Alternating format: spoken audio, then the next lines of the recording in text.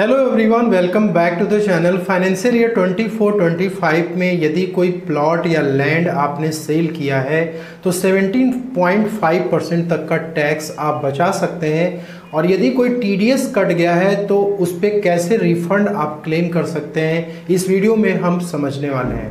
और ये जो रूल एप्लीकेबल होगा ये फाइनेंशियल ईयर 24 और 25 के लिए एप्लीकेबल होगा, जिसका असेसमेंट ईयर 25-26 है। तो यहाँ पे जो प्लॉट और लैंड आप सेल करेंगे, इसमें किस टाइप के प्लॉट और लैंड को कंसीडर किया गया है, तो रूरल एग्रीकल्चरल लैंड को छोड़कर बाकी जो भी प्लॉट्स आप सेल करते हैं, मतलब कि ग्रामीण क्षेत्रों में जो कृषि भूमि होती है, यदि आप उसको बाई और सेल करते हैं तो उस पर ये रूल एप्लीकेबल नहीं होता। इनकम टैक्स लॉ में जो रूरल एग्रीकल्चरल लैंड होते हैं उनको कैपिटल एसेट नहीं माना जाता है, इसलिए उस पर टैक्स चार्ज नहीं किया जाता है। और इनकम टैक्स में प्लॉट या लैंड को जब आप सेल करते हैं तो उस पर टैक्सेशन का सिस्टम वो थोड़ा सा डिफरेंट है। यहाँ पर जो भी आपको प्रॉफिट या कैपिटल गेन होती है उस पर टैक्स चार्ज किया जाता है। अब देखिए यहाँ पे कैपिटल गेन दो तरीके की होती है यदि आप प्लॉट या लैंड को सेल करते हैं। एक तो होता है शॉर्ट टर्म कैपिटल गेन और दूसरा होता है long term capital gain. Short term capital gain को निकालने का होल्डिंग पीरियड इंपॉर्टेंट होता है कि आपने उस प्लॉट को खरीदा तो आपने कितने साल तक उसको होल्ड किया। इनकम टैक्स के रूल के अनुसार यदि आप किसी प्लॉट या लैंड को 24 मंथ्स या फिर उसके पहले आप यदि उसको सेल करते हैं तो उस पर जो भी आपको प्रॉफिट होती है उसको शॉर्ट टर्म कैपिटल गेन कहते हैं। जैसे मान लीजिए कि आपने 12 मार्च 2023 को कोई भी लैंड या प्लॉट आपने खरीदा और उसको आपने 9 मार्च 2025 को आपने सेल कर दिया, तो इस पर जो भी प्रॉफिट या गेन होगी वो आपकी शॉर्ट टर्म कैपिटल गेन कहलाएगी। दूसरा होता है लॉन्ग टर्म कैपिटल गेन, मतलब आपने इस प्लॉट को, जमीन को खरीदा लेकिन आपने लंबे समय तक इसको होल्ड किया। अब इनकम टैक्स के लॉ के अनुसार यदि आप किसी प्रॉपर्टी को 24 महीने के बाद यानी 2 साल के बाद यदि आप उसको सेल करते हैं, जो भी प्रॉफिट आपको होती है वो लॉन्ग टर्म कैपिटल गेन कहलाती है। अब इसके बाद इंपॉर्टेंट ये है कि आपको लॉन्ग टर्म कैपिटल गेन या शॉर्ट टर्म कैपिटल गेन आपको किस तरीके से कैलकुलेट करना है। तो इनकम टैक्स के रूल के अनुसार आप जितने में प्लॉट को आप सेल कर रहे हैं, ठीक है, अब सेल में भी स्टैम्प ड्यूटी वैल्यू आ जाती है। इस पर हमने सेपरेट एक वीडियो की हुई है और आप जो आई बटन में लिंक देख सकते हैं और डिस्क्रिप्शन में भी लिंक दे दूंगा, आप उस वीडियो को चेकआउट करिएगा।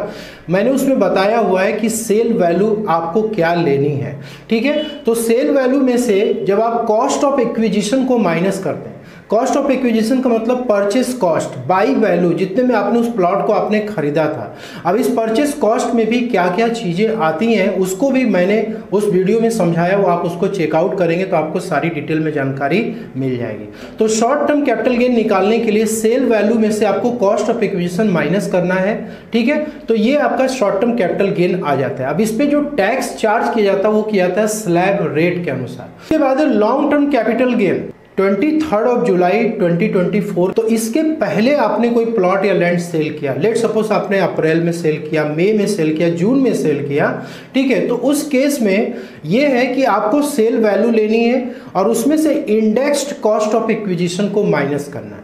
अब इंडेक्स कॉस्ट ऑफ एक्विजिशन का मतलब क्या होता है, आपने कोई लैंड या प्लॉट खरीदा, मान लीजिए 4 साल 5 साल पहले आपने खरीदा हुआ है, तो उसकी जो कॉस्ट है वो टाइम टू टाइम क्या होती रहती है, चेंज होती रहती है, ठीक है। मतलब इन्फ्लेशन की वजह से उसका कॉस्ट बढ़ता चला जाता है। तो इनकम टैक्स में वो बेनिफिट आपको मिलती है।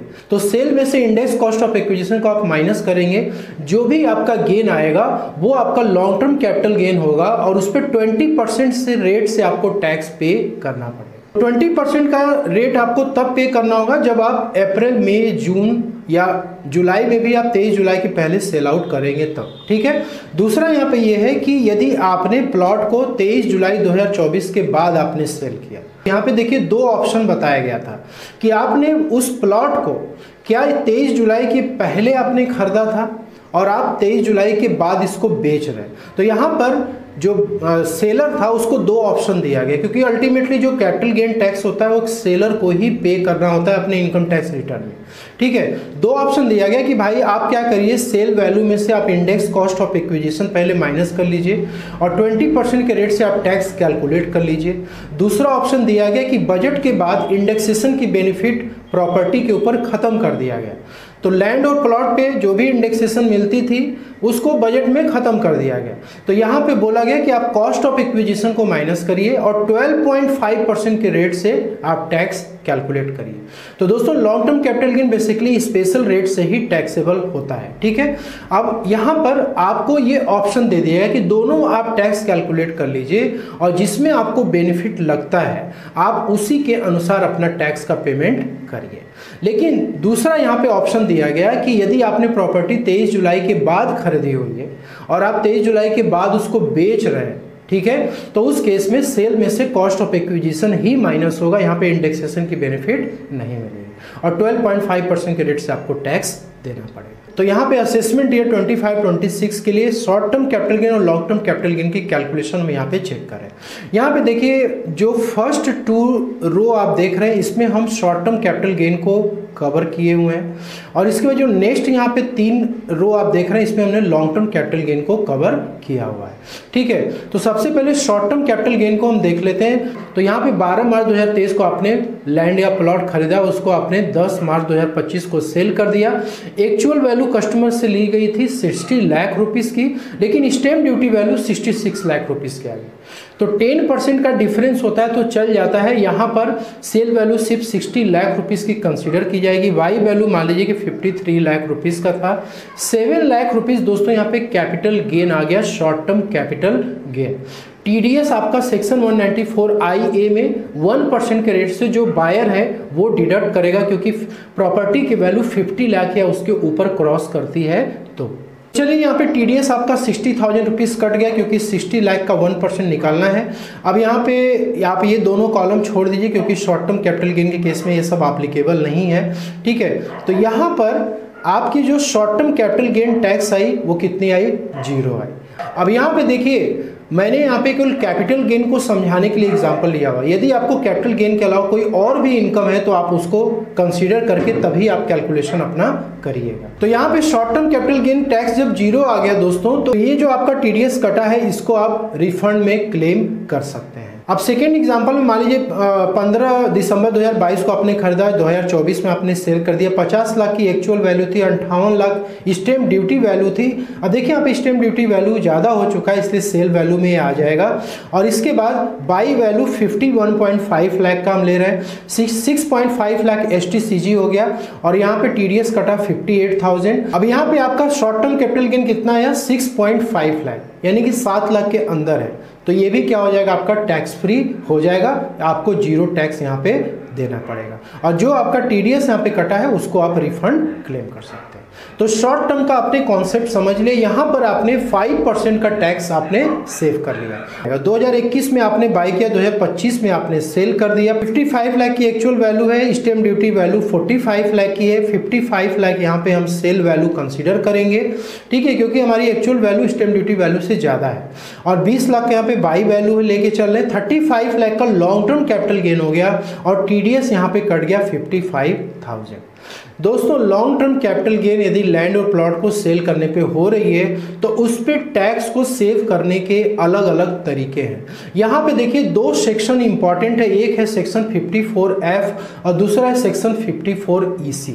सेक्शन 54F क्या कहता है, पहले आप उसको समझ लीजिए कि जो आपने लैंड और प्लॉट सेल किया है उस डेट से आप 1 साल के पहले कोई प्रॉपर्टी यानी रेजिडेंशियल हाउस प्रॉपर्टी को आप क्या करिए, बाई कर लीजिए, या फिर इस डेट से, ठीक है, ये एग्जांपल के लिए मैंने यहाँ पे डेट लिया हुआ है, ठीक है, आपका कोई भी ट्रांसफर की डेट हो सकती है, या फिर इस डेट से 2 साल के अंदर आप कोई प्रॉपर्टी को बाई कर लेते हैं, ठीक है।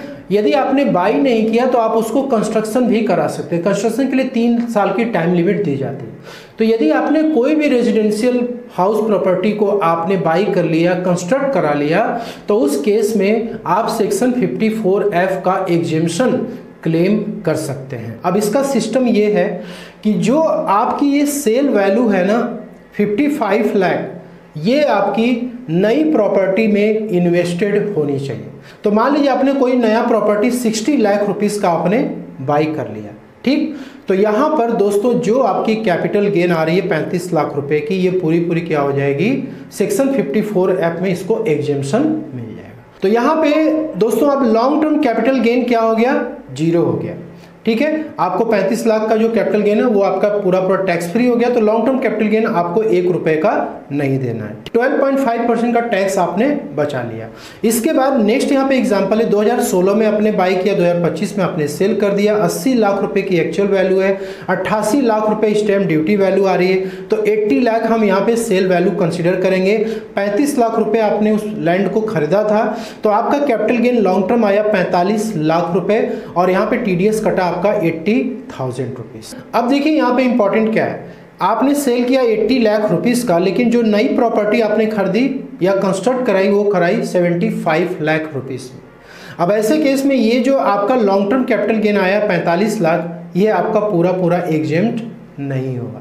ठीक है, इसके लिए प्रोपोर्शनल बेसिस पे कैलकुलेशन किया जाता है कि 80 लाख रुपीस का जो प्रॉपर्टी आपने बेचा था उस पे आपको गेन कितना हुआ, 45 लाख रुपए हुआ, जो कि आप यहाँ पे देख रहे हैं। आपने नई प्रॉपर्टी में 75 लाख इन्वेस्ट किया, तो इसके आधार पे कैपिटल गेन आपका कितना आएगा, तो इसके आधार पे आया 42 लाख रुपीस। तो इस पे दोस्तों आपको एग्जेम्पशन मिलेगा सेक्शन 54F में। ठीक, तो 42 लाख का एग्जेम्पशन मिल गया। ये जो रिमेनिंग आपका जो बच जाएगा, यानी कि 45 में से आप 42 को माइनस करें, 3 लाख रुपए जो आपका कैपिटल गेन आ रहा है उस पे आपको 12.5% के रेट से टैक्स पे करना पड़ेगा। और इसके बाद नेक्स्ट है दोस्तों यहाँ पे एग्जांपल, 2018 में खरीदा, 2024 में आपने बेचा, 75 लाख की एक्चुअल वैल्यू है, 50 लाख उसकी स्टैम्प ड्यूटी वैल्यू है, 75 लाख यहाँ पे सेल वैल्यू आएगी, 38 लाख रुपए बाई वैल्यू है, 37 लाख की लॉन्ग टर्म कैपिटल गेन आ रही है, यहाँ पे टीडीएस कट गया आपका 75,000। अब देखिए आप कोई नई प्रॉपर्टी को ना तो बाई कर रहे हैं ना कंस्ट्रक्ट करा रहे हैं,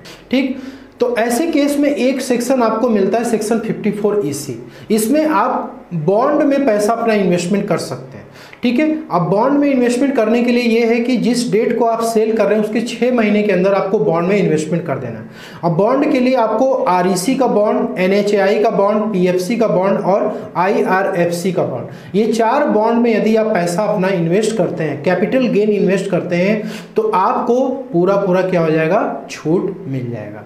तो यहाँ पर आपकी कैपिटल गेन कितनी आ रही थी, 37 लाख की आ रही थी। आपने 37 लाख सेक्शन 54EC के तहत बॉन्ड में आपने इन्वेस्टमेंट कर दिया, तो आपका long term capital gain tax क्या आ गया, 0 हो गया। और इसकी भी एक लिमिट है, मैक्सिमम 50 लाख तक ही आप बॉन्ड में इन्वेस्टमेंट कर सकते हैं।